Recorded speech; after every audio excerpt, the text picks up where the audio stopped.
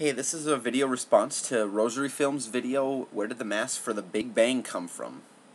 I'm going to address this from an unconventional stance. A lot of atheistic, or on the flip side of the coin, religious folk may disagree with what I'm about to explain, but I try to use scientific principles that we have proven to be logical and correct as far as our present understanding is concerned.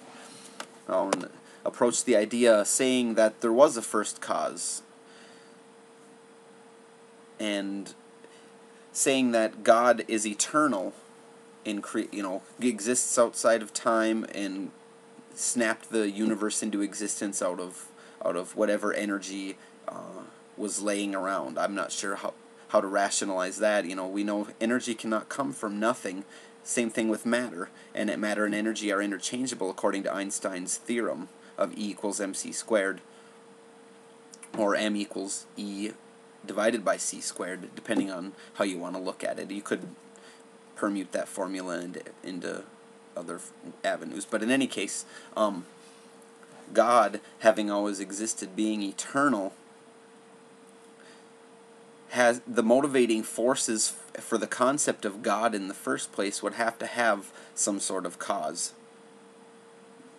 God, yes, he could be eternal, but at the same time, the motivating principles and the sustaining drive for the existence of God as a being would have to have an originating source, an EMF or electrical motivating force, etc., to be able to exist. And the idea of that God and the concepts involved in constructing the physical, if he has a physical body, would also have to be encoded somewhere in part of the universe. So therefore, God in and of himself could not be the originating creator, and therefore that would point to something having encoded somewhere in the fabric of the universe the idea that God could exist in the first place. And then you could keep progressing on in that train of logic and never arrive at the ultimate objectivism or the ultimate answer to that question. So therefore, that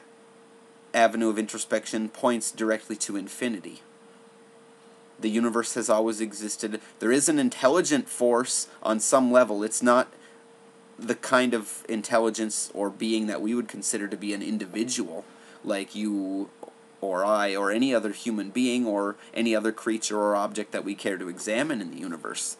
Those things, the motivating forces behind the construction of us as a human being, the DNA that we're constructed of, all the cells, the motivating force of the cells and the life that's in them, the planet itself, plate tectonics and thermodynamics principles involved in all kinds of natural phenomena, point to some sort of order and some sort of intelligence, but not to an individual being that suddenly snapped his or her fingers and said, "Let there be light," and suddenly everything was in existence.